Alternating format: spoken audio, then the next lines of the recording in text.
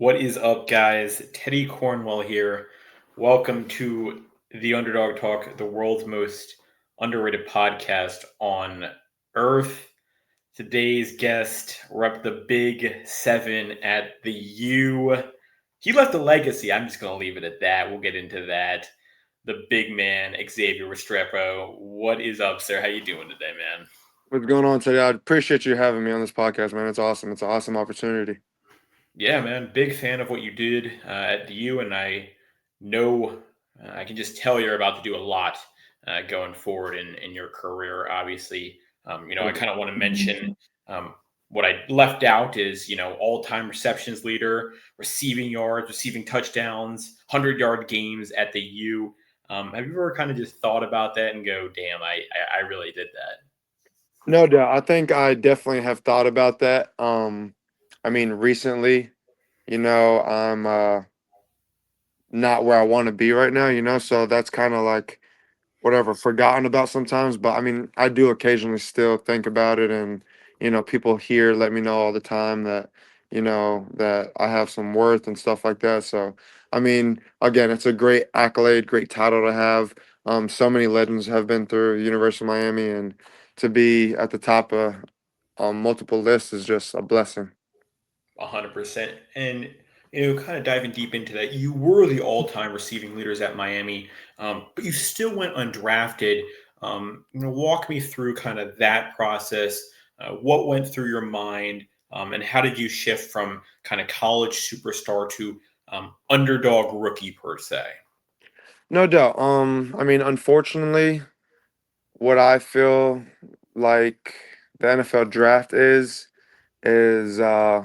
you know a lot of people pick people based off of what they can do, like what their ceiling is, um, what the possibilities of them are doing, in my eyes, because if a guy goes out there, runs a 4.2 or 4.3 and has had 300 receiving yards in his career, he's still going to get drafted in the first two rounds no matter what, which is a little, concerning. But I mean, at the end of the day, I'm a big believer in Christ, so again, I just put in the work, and I mean, the transition has been going good. I've taken care of my body. I hit 21.51 miles per hour last week, so I mean, I'm taking care of, the opportunities at hand, and just whatever is at my feet. I'm just controlling the controllable.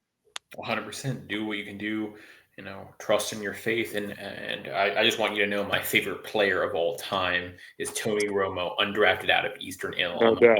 And there's, some hell of a good players who have been undrafted who've worked their ass off. Obviously, the margin for error is kind of, slimmer when you're undrafted, but, like you talked about, you're working hard. What do you refuse to compromise on? What's that all like? Refusing to compromise in what? In terms of not giving up or keeping on the hustle, what's something that you're just locked in on? No doubt. I mean, a lot goes into that answer. I have little siblings that look up to me. And definitely want to be a good role model. Um, my parents are still working, and as a kid, I told them that they're never gonna have to work again soon. So that's another one. And then again, I'm a big follower in Christ. And I feel like He's put me in this position for a reason, whether that's to have a gazillion yards and go into the Hall of Fame, or just to share His gospel, at a national level. I'm here for a reason. So again, I mean, if my mom and my dad could wake up and when they're 15, 16, and take care of me, and I mean, why can't I when I have a pretty easy life, like compared to a lot of other people? I wake up and get to do what I love. So Yeah, again, I giving up has never really crossed my mind, and again, I'm a big follower in Christ, so I have a lot of faith. 100%. Now, would you say you're an underdog? I mean, this is the Underdog podcast. Would you say you're an underdog? And if so, kind of how does that fuel you? Because sometimes that underdog just makes you want to prove MFers wrong, prove people wrong. What's that all like? No doubt. I mean, I guess you could use the word underdog. I mean, this is kind of how it's been at every single level. Yep. Me and my family joke around and laugh about it because if it was any other way, it would feel weird. You Yep. know, um, in high school, my ninth grade year, the spring we had like a little preseason game or whatever, and a whole bunch of people, you're not gonna play this year, blah blah blah, whatever. Unfortunately, one of the guys got hurt, went in there and on the first play of my high school career in a preseason game, ran down on kickoff, made a tackle.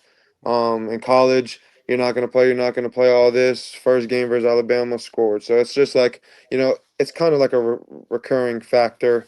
Again, I just have to have unshakable faith. Nothing could waver me, and just keep on pushing each and every single day. Just keep waking up and just keep showing up. 100%. And, kind of want to go back to that college because obviously you did show up. Why go to the U? You mentioned earlier such a, legacy of great players, great tradition. Why decide to go to Miami your freshman year? I would say, you know, competition is never really a question for me. I've grown up in South Florida, and if you know anything about South Florida, that's all there is just competition everywhere. Everywhere you step, 7-on-7 tournaments, college, camps, anything. Um, so I love to compete. I knew there was going to be some really good receivers to come into University of Miami, and I wanted to compete with them. And then, excuse me. And then another thing is, ever since I was a 4 or 5 year old kid, I've always wanted to run out the smoke in the green and orange. And I mean, I had a great opportunity to do so. Coach Manny Diaz blessed me with an amazing opportunity, and it was a no brainer. As soon as I got the offer, yeah, I was super acceptive and super blessed to receive the other offers after that. But I knew where my heart was, I knew where my head was, and again, there's just something about staying home and pouring back into your community. In your story, everything is happening for a reason. One thing that happened for a reason in college was, you know, one of the most electrifying duos I've seen in a while. Obviously, you and Cam Ward. What was your relationship like with Cam? Obviously, first pick in the draft, Tennessee's quarterback, stud. But in Miami, you two lit it up. What was that connection like between you two? No doubt. I mean, it did not start all sunshine and rainbows. I'll tell you that. Me and him argued a lot. Me and him went at each other's throats. And honestly, it's because we're both alpha dogs. We're both alpha males, and we want to control everything, and we want to win so bad. We hate losing more than we love winning. And it was just a matter of time that me and him just learned each other, and learned that we wanted the same thing, that we weren't on different teams, we were on the same team. You kind of saw how reliable I am. I kind of saw how special he is, and boom, out of nowhere, around like a week before Florida, we just clicked.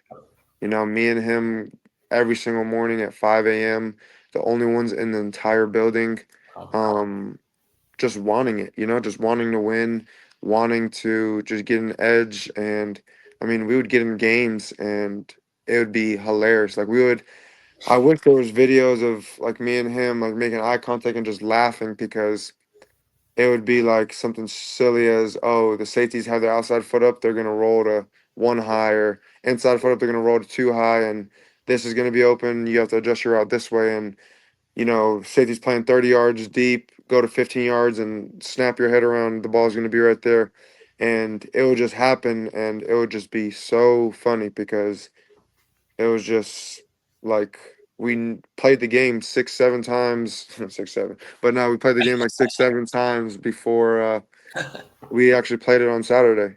And every single practice, me and him and off practice with the scramble drill, and you see us game after game after game connect on scramble drills, whether it's a tipped pass and I catch it, or whether it's a diving catch backside, or whether he throws the ball across, but it all has been practiced, and it was just great to share that season with Cam because again, he is a special guy.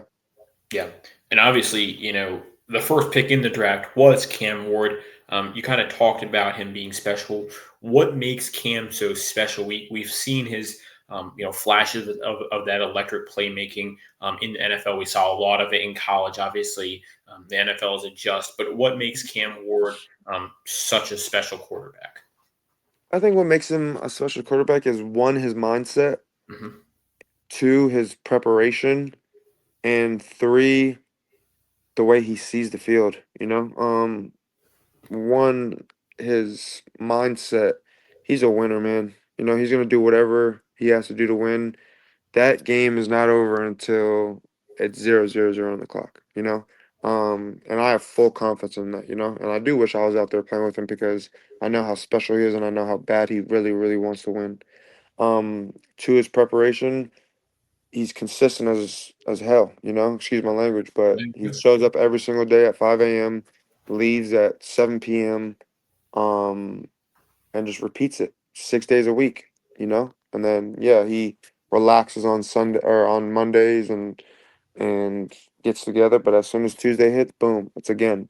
So that really surprised me about him. And then um, the way he sees it, it's just he sees like holes in defense. It's like I don't know if you ever played like the old NCAA, but then if you press like the left trigger or something like that, the game slows down. It's like that's the same exact that's how I feel like he sees the game. It's just like everything slows down for him. He's super calm and he just delivers, man. He delivers. 100%. Watching you two in college was something special that I'm sure a lot of Miami fans will remember, and a lot of college fans will remember. You set a lot of records. Was there a moment where kind of you thought, okay, I've peaked, and how do you recalibrate from there to kind of stay humble? Obviously, you talked about your faith, your family. That's a big part. How do you kind of stay humble? I guess is the question that I want to ask. No doubt. I mean, I wouldn't call it a peak. I would say the moment I realized like, wow, I've actually done something was when I broke the record at Miami versus Duke, and I mean the whole stadium got up out of their seats cheering. It still gives me chills to this day. It's a moment I'll never forget, and it's just like everything went silent, and I was just staring up in the sky and Wow. just thanking God for everything, because it's I've been through hell and back. I've been through hell and back, and the journey definitely wasn't easy, and I mean. Again, I'm not where I want to be. I've said as a kid I want to play in the NFL. I want to have a gold jacket. I want to be one of the best NFL players ever to live. Regardless of my size, regardless of my height, whatever you want to say. I want to be one that people talk about forever. I want to be people I want to be somebody that like, oh, I just did the Odell catch. Like I want someone to say that about me. I want that. And until that happens, then I'll never be satisfied. And again, it's not really, all about football. Yeah, I love football, but again, I'm a Christian and whatever God has for me, he has for me. And the day he says hang my cleats up, I have to hang them up. I'll play till 80 if I could. But that's just not the reality. And I think your time is coming, man, because I heard every word you said, and I knew you meant it. That was the crazy part. I was going to ask you the next question. If someone asked you about yourself in 2028, what would you want to say? I think the word that would be said is hunger. I mean, you are hunger. It's not hung. You are not hungry. You are a hungry athlete who is just not going to stop until he makes it. And I think that's what makes the best of the best. I mean, correct me if I'm wrong, but the greats don't give up. And I mean, it's all about work ethic in everything. And No you doubt. definitely have that, man. And it's impressive to see. Now, what is next for you? Obviously, we're middle of the season, practice squad. What's the next step? Obviously, we talked about you working hard. When that call up happens, which it will, how do you focus and how do you prepare for that? I mean, one thing to go on, the question that you just asked, and then that question is like, I have a family group chat with, my grandmother's in there, my mom, dad, my uncle's in there, and I mean, the kind of lingo that is going on is, you know, right now there's not enough food that you could put on my plate because I'm starving. Yep. I'm absolutely starving, and anything that you give me, if you give me a piece of cracker, it's gone. Yeah. If you give me a whole buffet, it's gone. Because I mean, I'm just, and again, excuse my language, but I'm just so damn hungry. You know, and when that opportunity does come, because I have faith, I mean, I've been preparing for what we did. We had 6 games so far. I've been preparing 6 weeks like I'm gonna play each and every single week. So again, I'm looking forward to playing in the NFL, and whenever the opportunity does present itself, I'll be more than ready. Yeah. And I think I used that word hunger correctly then looking back hmm at it. What's the scariest thing about the journey ahead for you? Have you thought about that yet? Or is it just day by day? Um, I don't really know if there's any scary moments. I just think that it's gonna be a realization of like I'm doing it in the NFL. Yeah. And I guess I think the scary thing about it is my brother being better than me. Because I mean, that kid is a dog. And that's why I'm trying to get going right now because he's catching up. He's catching up and he's gonna get a great opportunity, and I mean, I'm excited, but I want bragging rights for the rest of my life. 100%. Does he play college ball? No, he's actually 12 years old. He plays little league ball, but he's insane, man, and Okay. he Hey, has a good head on his shoulders. He has he has a long way to go, but I mean, from when I was 12 years old, I mean, he has it. He has it. yeah. And iron sharpens iron. He's got a great role model in you, obviously. Now, looking at the current NFL, and this can even be past, who's kind of one cornerback that you grew up watching that you've always wanted to go against? Who would that be? Um, one guy that I've always watched because I played defense all the way up until my 11th grade year. So one guy I've always watched was the Honey Badger, Tyrann Matthew. Yes. And I've always wanted to go up against him. I think he retired, right? He did retire, I do believe. Yeah. Yes.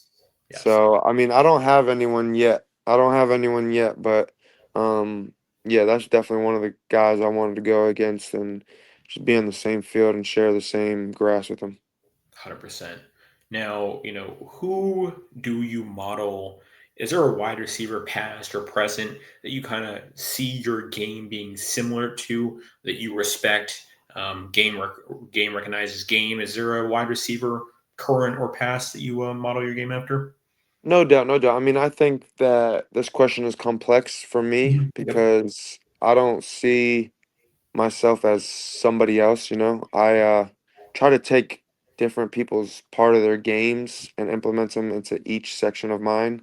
Um, for example, like release packages, right? You could go Devonte Adams, and Yep. then you could go like Yak, you could go Debo, and then you could go top of the route, getting negative and tracking the ball. You could go Puka, and then you could go freaking blocking and getting down and dirty. You could go Amon-Ra St. Brown, Yeah. seeing the field, Cooper Cup, and it's just there's so many. I've studied this game Yeah. a lot, and I'm looking to study it even more.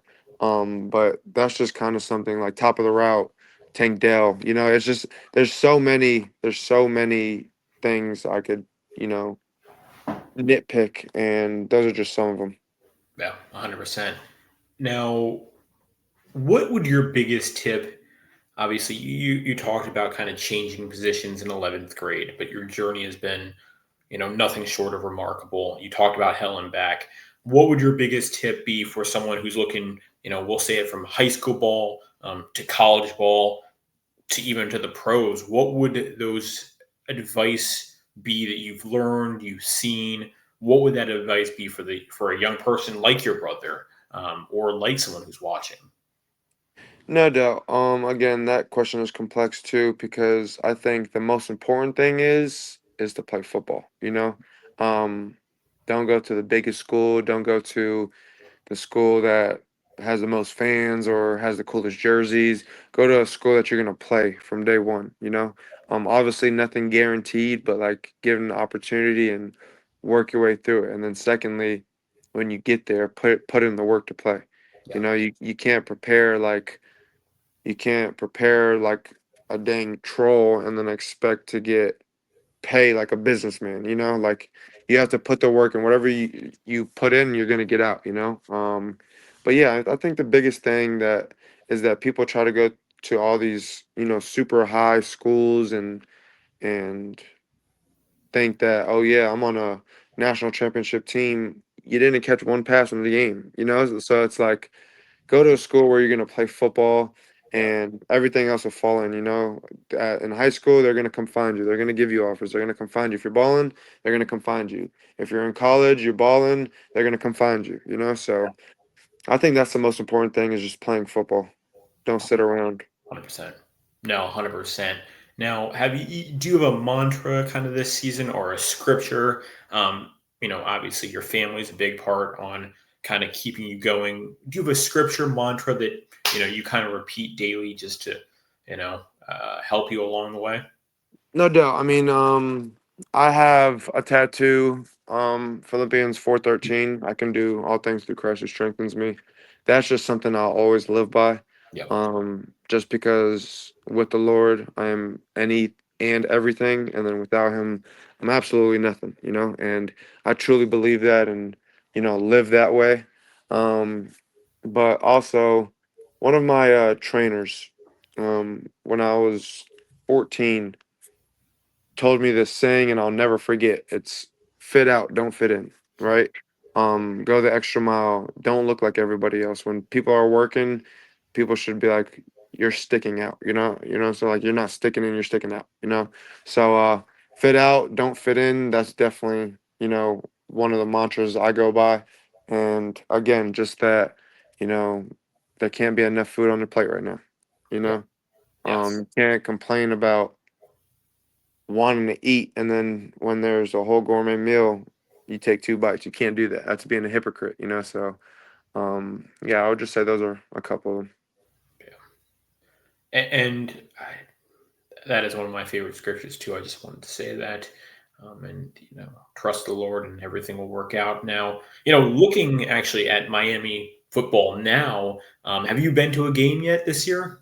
I haven't been to a game. We've been here ever since, Okay. but I might go in our bye week. I'll probably go to the Syracuse game. I was gonna say you guys are looking pretty good this year. Obviously, Yeah. Carson Beck is a baller, great coach, great defense. Um, I guess I got to ask a question, and this is you might be biased. Do you see Miami winning it all this year? I think it's a very realistic possibility. No, 100%. I mean, the offense is playing at a high level, but I mean that defense is Yeah, playing insane, with Bain and Mesidor and all those guys up front, and then you adding Carson Beck, who has a lot of experience, who has been in national championship games and playoff games, and then just sticking through Coach Cristobal's culture and living that through. And then I mean I'm very close with Dawson and Coach Kevin Beard and Coach Donovan Varner, who is my slot receiver coach. I mean they're they're always going to give everything they got, and with a couple good guys around them, I think they could do it. I really do. I think you guys are looking really darn good. Yeah. Really, the final question I want to ask you is, if you could say one tip of advice to yourself going into freshman year into the University of Miami, this can be ball, this can be faith related, anything. What would that advice that you would give yourself be? Wow, that's a really, really, really good question. Um, there's so many things I want to say. Yeah, yeah. I think if I have to pick one, just be obedient. Mhm. Be obedient. Show up every single day. Trust in the Lord, and everything He has for you, and everything will fall into place. Because I think when I was a freshman in college, I was trying to force too many things, and um, I was just trying to control, the uncontrollable. Yeah, And that's just, again, going back on God's word, not trusting Him, not being faithful. And I think that, just the simple saying, just be obedient, just says so many things. Showing up every day, keep on doing what you're doing, and again, trusting the Lord for all He has for you. Yeah, I think that that'll be the one that I'll stick with is just be obedient. Yeah. Well, I think that rookie would be pretty impressed to flash forward to see those records you had, man. And Mm, I think you did a damn good job. And I think the best is yet to come for you, as we talked about that. thank you, brother. Thank you. And what we're going to do is, first 10 people to follow Xavier on Instagram, which we'll put in the bio. You'll be entered in to win a Xavier number 7 University of Miami jersey. We're going throwback where it all began. But Xavier, I want to give you the floor. Is there anything you want to plug? Anything you're working on? What's the social media? Do you have YouTube? What's that all like? No, no, yeah, I do have a YouTube. Oh, really? It's um, I'll get that over to you. I don't Yeah, know yeah, no my, worries. We'll put that. huh? I said we'll find that. We'll put that in. We'll do our Yeah, research. yeah, yeah. I don't. I have a YouTube. Xavier Seven Restrepo on Instagram. Xavier Restrepo one on Twitter. Restrepo Seven Xavier on Twitch. I Twitch a little bit. I play Okay. video games and stuff like that. So I try to interact with people and fans. And just give the opportunity to talk to people. I remember one time I talked to this high school kid in from Miami, and his dad came on the mic and was like, "I really appreciate everything you're doing." So I thought that was super cool how Yeah. people are recognizing that and stuff like that. Because as a kid, I wanted to do that. I wanted to go up to Jarvis Landry and say what's up to Odell and everybody. And I think giving back is the biggest thing. Mhm. But yeah, I have all those social medias and yeah, man. I mean, I'm just working each and every single day. All right. Um, I'm probably gonna hit hopefully 22 miles per hour soon, so I can be rolling. But yeah, just waiting for my opportunity and just want to glorify the Lord in everything I do. Without Him, I am absolutely nothing. So anyone that's struggling out there with mental health and with doubt, self doubt, I just tell them to find the Lord. The Lord does miracles. It's a miracle that I'm here today. I promise you that. Well, again, I was homeless when I was super young, and my parents were 15 when they had me. And, again, it's a miracle that I'm here today. I promise you that. And, it's all God. It's all God. God's plan, and Yes, sir. I'm excited to see what's next for you with that work ethic, with your skill, and that new speed that's coming for you. Yes, But sir. all of Xavier's links will be in the bio. Don't forget to check out him. Check out those University of Miami highlights as well, and you'll see a lot more highlights in the NFL to come. Thank Xavier, you. thank you so much for coming on the podcast. A true honor. Guys, don't forget to like, comment, and subscribe on this video. Until next time, number 7 and the underdog.